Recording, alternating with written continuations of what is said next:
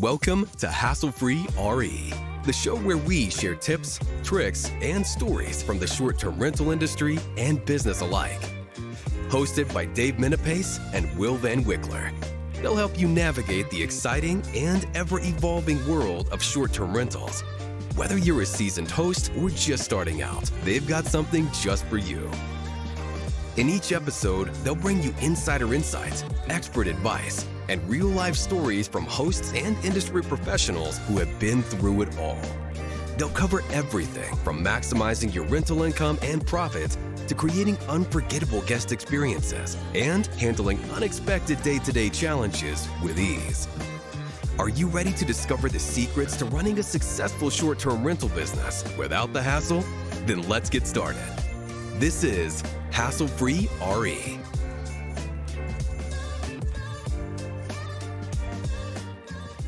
Hello and welcome to another episode of Hassle-Free RE. I'm Dave Minapace, president of the 5-Star Co-host, as well as Launchpad Consulting. Here with my dude, Mr. Will Van Wickler, New England's #1 short-term rental real estate agent. How's it going, man? How's sales been? How's life? How's your rentals? Talk to me. Oh, it's been busy, man. That snow last week threw everybody for a loop, me included. So just keeping up with it. We're closing out our deals this month for the year, and we're hitting next year strong. What about you? I like it. Yeah, man, we've been busy. Our team's been crushing it. Between the various companies, we had almost half a dozen launches in 3 days. Wow. It was busy. They've been crushing it, but this is the time of year where we kind of expect that. People are jumping, kind of the telltale is, someone doesn't have their Christmas booked and they're like, oh, shoot. My manager is not cutting it for me. I want, a management company they'll be able to serve me, be able to help me, be able to get me bookings. And it's been interesting. It's also been really good vetting practice for us on the management side, because, you and I talk about it 9 times out of 10, a property just doesn't make the cut for us to manage. And it's not that we're some exclusive club that you have to pay to play. What it really is that, the standards we have and the standards our guests have are quite high, and usually turning a property around from when they sign to when we launch, it's not an overnight thing. It's usually about a month to 6 week lead time, because there's always work and maintenance and things that have to be done. So it's been interesting. It's always great learning on our end. It's great learning for our markets too, to understand what it takes to have a top competing property. And we've been able to show month over month how much higher our occupancies are than that of the market. And it's been really fulfilling to have now multiple years of data to show. But it's been interesting. This is a hard time of year. When the weather gets colder, more things break. New houses have new systems that are being used, with heat and fireplaces and, wells, all sorts of things. And it's put a lot of pressure on us as a management system to level up how we think about maintenance, how we think about preventative maintenance, how resourceful our team can be, how resourceful owners can be, and how to make this whole thing work. And really, that's going to be a big topic that we talk about today. And I think it applies to anybody, whether you have one property or 50, right? It's the same things I have to think about self-managing my portfolio, and you have to think about managing other people. So I'm excited to jump in, and we've got a special guest today too, which is always fun. Yeah, I'm super excited. And real quick, to your point, our goal, right, by you and I doing this podcast together is to show people both sides of this industry, right? People get invaluable insight into buying, selling, home appreciation, cash flow, all those good things with you, but they also get something else. You self-manage several of your own properties, right? So they get a really great perspective on that. On the other end, we're in more of the consulting space and manage about 25 properties.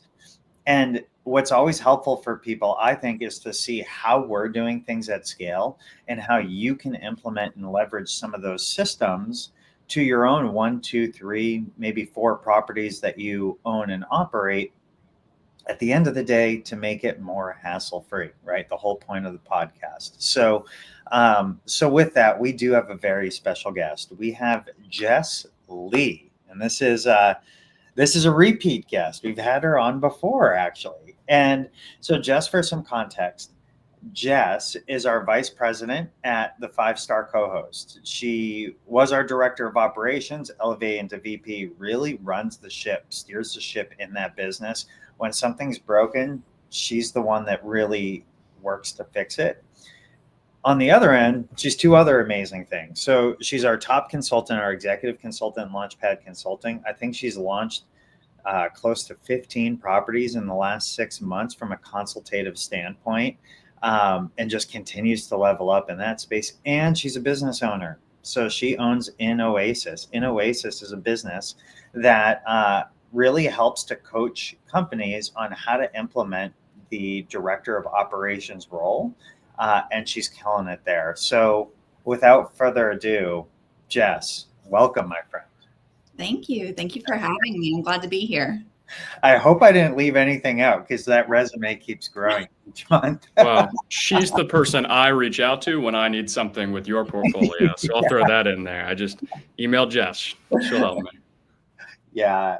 She crushes it. So, the reason we want to invite Jess on is we had a situation recently. Really, it's kind of been over 90 days. And Jess, you want to give a little context on, where we were at with maintenance, the use of maintenance, and what sort of our knee-jerk reaction was for a long time, and some of the ways we're labeling and categorizing challenges and issues at homes, and sort of how we're overcoming that. Yeah. So recently it came to our attention that in just one market, we had called a singular maintenance person over 60 times in like 90 days. And as I went through the list of those, some of them were legitimate. We needed to get somebody there ASAP, definitely the right thing to do. And then there were items that definitely could have been handled a different way, or we could have paused and handled it after the guest checkout and kind of bundled some things together to save everybody some money, some trips, some time. And potentially created a better guest experience just by slowing things down. Mm-hmm. So our knee-jerk reaction of our team, which they always want to resolve things quickly. So that was their reaction. They know that we have a reliable maintenance person. They know that we have reliable cleaners, and those are great people to be able to lean on. But they were jumping into that just a little too quickly at times. So I spent some time thinking about, okay, how can we categorize issues that come up while a guest is in a home? Really, while a guest isn't in a home, but it tends to be more time sensitive when there is a guest in your home. So I've been working to break down things into like a low, high, and urgent. And under those categories, obviously would fall different issues. So maybe low is something where a guest is just letting you know, like, hey, there's a light bulb out in the hallway. Sometimes that's not even a complaint. Like, they're just letting you know, they're being friendly and telling you something that they would want to know if it was their house. And that's definitely something that we can just take care of after the guest checkout with the next round of maintenance. The cleaner can do that. Most of the time they can replace a light bulb for us. So not something that needed to be handled in the moment. Definitely didn't need a call to a maintenance person. And then high, you're getting into where things can impact the guest experience, but it doesn't pose any kind of immediate safety issue or risk to your property. So you have a little bit of time to figure things out and can be a little more creative in your solutions there. Sometimes that's something like paper towels that can get put out. That's not even a maintenance issue, but a guest can go get their paper towels. Like, sometimes they're just letting you know, and you can just offer to reimburse them that. And then you're not paying somebody to deliver paper towels when a guest is happy to do that on their own. So you can get creative there. And then there are those truly urgent issues where you need to reach out to a maintenance person, get eyes on it so you can better understand exactly what's going on, assess things, loop in an owner. If you're managing other people's properties, you want to let an owner know if there's something major going on. strong communication with the guests and strong communication with the team. So been really working to break things down into these categories and then find ways to guide our teams on what steps they need to take if things fall into each of those categories. Yeah, that's so good. And, to your to your point, I think our team did what we were teaching them to do, which was to problem solve. It's just the solution wasn't always the correct thing for the problem. In that, and especially I tie this back, right? If you're managing one or two of your own properties, not everything is a crisis. Of course, we want to make the guest feel comfortable and be as hospitable as we can. But if we're constantly in crisis mode, you can really rack up some maintenance costs in order to achieve that, right? And there's only so many preventative things you can do. Every home has its own personality and its own set of circumstances. No two homes are the same. And while you can do preventative maintenance on systems, you can plow, you can shovel, and all those things, these things come up, right? And I think at the end of the day, being incredibly empathetic to a guest, a guest doesn't always want you to come over right in that moment. We've seen that happen recently, right? They decide they want to clean the issue from some pests that had gotten in the home. And that home even had pest control. So it's part of the business, and just taking a thoughtful approach and slowing things down or trying to bundle things together after a guest leaves can really, really go a long way. What I think is fascinating is that you guys were keeping track.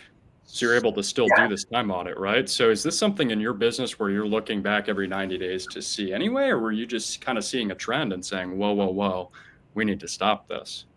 Oh, it's a great question, Jess. Want me to jump in? Yeah.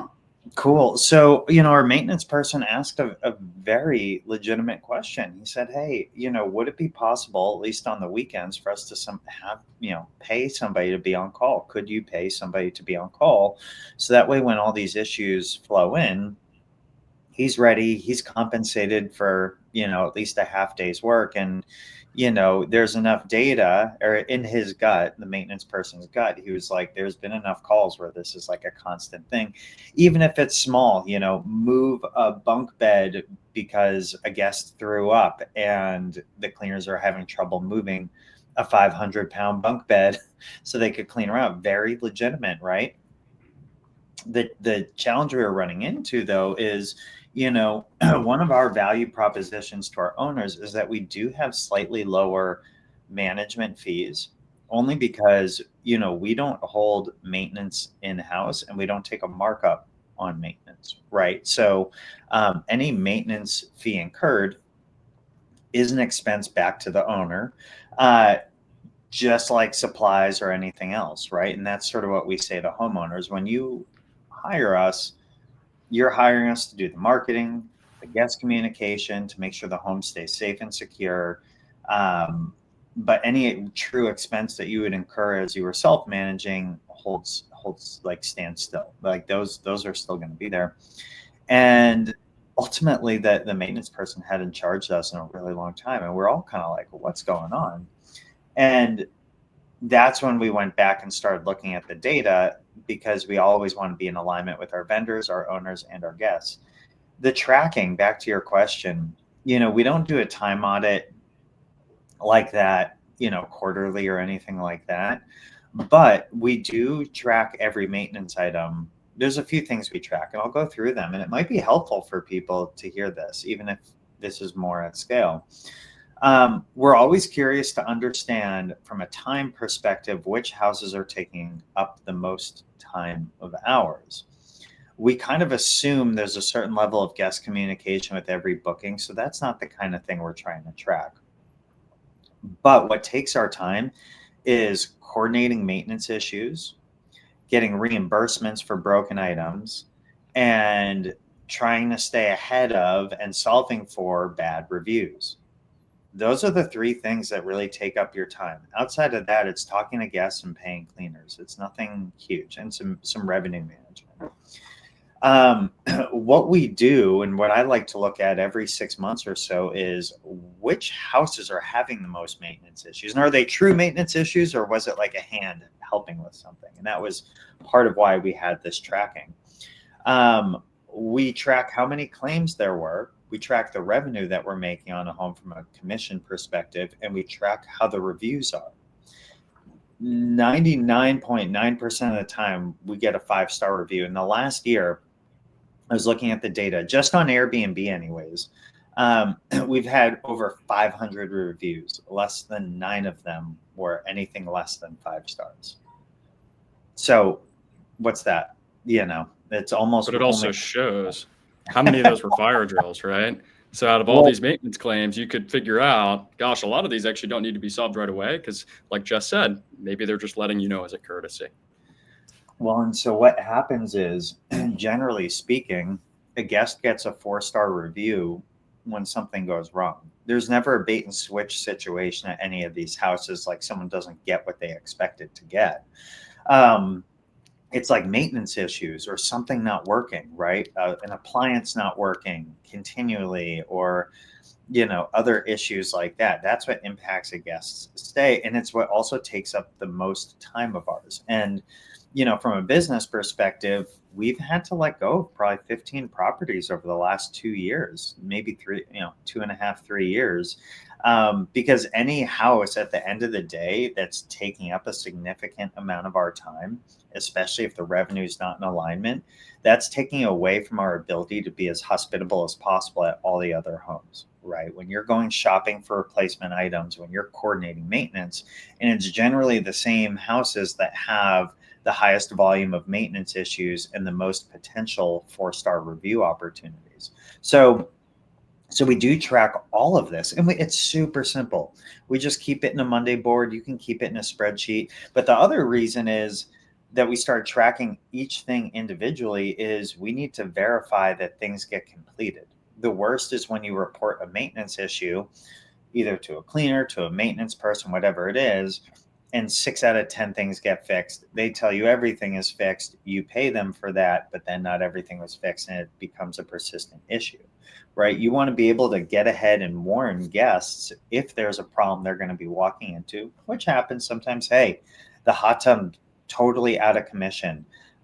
We want to let you know ahead of time so we can make it right. Happy to give you a discount on a future stay or some sort of refund right now to make this right. We're so sorry this impacted your stay. And if you want to cancel your booking, you're welcome to do that and get a refund. But we can only do that if we have really tight systems around what's been reported and what's been fixed. So, and then secondary, it makes it a lot easier to pull data like this, right? And what we're constantly trying to figure out is, the problem to solve for any business is how do you continue to increase your revenue and maintain your expenses? Well, in the property management world, if you just take on any property, that's a good way to raise your revenue and raise your expenses, sometimes more than your revenue. So our model has always been this boutique style management company. It is exclusive, working with really high-end homes that don't have a lot of issues. And that's how we've been slowly as a management company been able to increase our revenue based on increasing the quality of the home. But we haven't had to hire more people than what's in our 5-person team because the workload isn't going up. In fact, it's been going down. And this data helps inform you as a business owner. I love that. So now going into the other side of correcting the issue. Yeah. I know you were kind of talking about like some flow charts or some if this, then that. How did you guys work together to figure out what the emergencies are and what can kind of just wait? Was it experience just running the portfolio, or did you guys really have to think about what would warrant a reaction? I'll let Jess run with this one. I think most of that comes from experience and running multiple properties across multiple markets in different climates, all kinds of different situations. And you can kind of draw experience from each one of those and apply it in different places. And I like to think that one of my skills that have gotten me so far is my ability to make decisions and be kind of strategic in how we handle things from both the vendor side and the guest side and with owners. So the resolution here has been trying to teach the team, and like that's how we scale, trying to teach the team like my thought processes and Dave's thought processes of how we would resolve these. So I've started to gather like questions that they would ask to be able to categorize things to know how they need to move forward. So it would start with, is this an impact to guest safety or the property's condition? Obviously, if it's a safety issue or, you know, something's majorly leaking and it's going to cause property damage, that's urgent. That's high priority. All alarms are going off. Everybody needs to be contacted. So simple questions like, does it impact guest safety, the property's condition? That's more likely going to be urgent. Is it significantly disrupting a guest stay? That could be urgent, but maybe that's just in the high category. Maybe it's not safety property and it's just something like the hot tub not working. That's pretty impactful to a guest stay. And while it's an amenity and it's an extra, it's not necessary for their safety and their trip. That's a huge amenity that could run into a refund, a bad review. So we really want to get ahead of it. And then another question would be like, can this wait until after the guest stay? Is it something as simple as a light bulb or there's a ton of little things that I find a lot of times guests will just let you know because they're like, oh, they probably haven't been in the house in a minute. Maybe no other guests let them know. Maybe the cleaners haven't noticed. Like they're just being kind and thoughtful. So just asking some of those basic questions is like the first step in this problem solving. And then after that, it's okay, who do we need? Do we need anybody? So once we've answered this question, is it urgent? Is it high? Is it low priority? If it's low priority, you probably don't need anybody. That's something that our guest specialist, our operations manager, they can usually resolve independently, be it while the guest is there or after the guest stay, and just make plans to communicate with the team and figure something out after the guest has left. If it's more in that high category where it's impactful to the guest stay, there's a couple of levels in that. And maybe it's just our guest specialists working with the operations managers to say, okay, how big is this issue? What is the guest attitude towards it? That's another thing that I have talked to our team about. You really need to be in tune with how the guest is reacting to something. Are they upset? Are they just letting you know? Are they willing to come let you fix it? Are they flexible? Are they like, hey, I understand things happen. We appreciate you being, on top of fixing it. Or are they angry and they want somebody there like right now to fix it? They want a refund. So you really have to gauge like the guest attitude on that. And then that kind of guides you on, who do I need to loop in? Is this something that we can work through with the guest? Is this something that we need to call Jess and be like, hey, this is, the house isn't on fire, but we need some guidance on how to like relay this to a guest in a way to kind of diffuse the situation and get ahead of any kind of a negative review. Or if it's urgent and they need to loop everybody in ASAP. So I've been coming up with questions. I have a good list of questions and kind of next steps upon those questions. If this, then that. If it is a lack of toilet paper, don't call me. Don't call Dave. Like, we don't need to know that. That's not an urgent issue. And while, yes, I know that you want to help the guest and that is important, like, let's think through it and think, what are the resolutions here with the least amount of involvement from either our internal team, vendors, cleaners, anybody really. I love that. So having people slow down, learn to ask the right questions, teaching them how to really think through your models and systems, and then being able to scale through that. That's great. I love a comment you made, Jess, about the guest's attitude towards the issue. An example I think about at one of our properties is the ensuite bathroom and the master bedroom. There's a his and hers sink, and one of them just like kind of kept on leaking.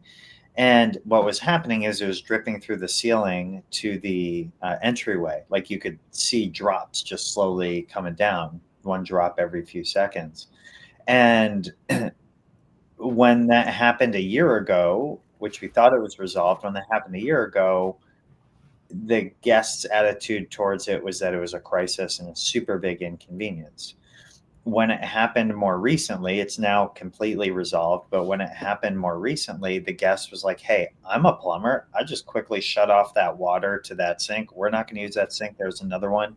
No biggie. Just wanted to give you a heads up. Same issue, totally different attitude. When it happened the first time, because of their attitude towards the issue, we had maintenance people there. We had a plumber there.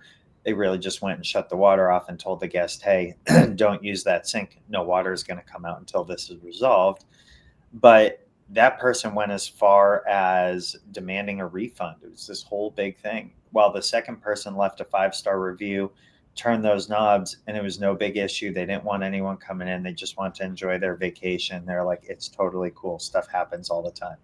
So, when you have, what's important to understand is, if you're managing your own short-term rental, it's kind of easy to pause, slow down, and take a beat, right? Because you report to yourself. As we do have some listeners that are property managers. We have some listeners that own half a dozen properties and they have team members that help operate, right? When you start to go at scale, you live and die by your standard operating procedures. We call them SOPs. And what can happen for somebody who's not quite in tune with the guest's attitude is they kind of just keep pushing the same resolution for a problem, but based on the guest's attitude, the resolution could vary greatly. And just slowing things down allows you to take a pulse on that. And I think that's just a really important comment, because that'll dictate how urgent something is. And,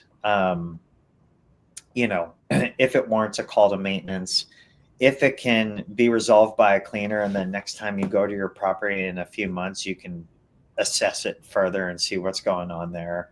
It can vary, right? But at the end of the day, you really want to work to make the best use of your maintenance person's time, the best use of the cleaner's time, and you want to provide the best experience for our guests. So, we'll kind of leave it at that. Great lesson, I think, for all businesses. I'm thinking about things I can do to adjust my my assistant's response and all this stuff. It all comes down to tonality and reaction, right? Because for some people, it's a huge deal. We probably have to jump on it. And other people, it's not. So why give the same response to everybody when everybody's a little bit different? Totally. I love it. Well, this was awesome. Jess, I want to give people an avenue for reaching out to you, because we do have a lot of listeners that have a director of operations or a VA that helps them, virtual assistant that helps them, or like an ops manager, or they have a co-host that would really benefit from knowing kind of the nitty gritty of this information. How can people find you? Yeah. So since starting in Oasis, I would say that's probably the best way. If you're not looking for co-hosting or consulting, in Oasis is the best way to get in touch with me, for me to be able to help you and your team grow. So that would be info@inoasis.co. You can find me there. We do have a website, inoasis.co. Reach out to us through there. We would be happy to kind of discuss your business needs, and how we can help you scale your business, grow out of your business, and help team members grow into your business. Ooh, I like that. That rolls off the tongue. Great. I love it. I love it. I love it. Will, if someone wants to buy in New England, how can they reach you, my man? Buy or sell? Yeah. We do both. WillVanWickler.com. We're lining people up for next year. So if you want to invest, or, invest in a different asset, we're here to help. Reach out, and then Dave can help you get set up, or co-host. We have a lot of different tools that we can point you to. I love it. And everyone, you know how to find me, DaveMenapace.com. Happy to help. So with that, Jess, thanks so much for joining us today. And Will, have a great one, my man. Signing off. See you next week. And that's a wrap for this episode of Hassle-Free RE. We hope you found today's tips and stories as inspiring and useful as I did. Remember, success in the short-term rental industry is all about learning, adapting, and staying one step ahead. If you enjoyed the show, please take a moment to leave us a review or comment on your favorite platform. Your feedback helps us improve and reach more listeners like you. Plus, we'd love to hear your thoughts and any topics you'd like us to cover in future episodes. Don't forget to subscribe so you never miss an episode. And follow us at Hassle-Free RE on social media for more tips and updates. Thanks for tuning in. And until next time, keep it hassle-free.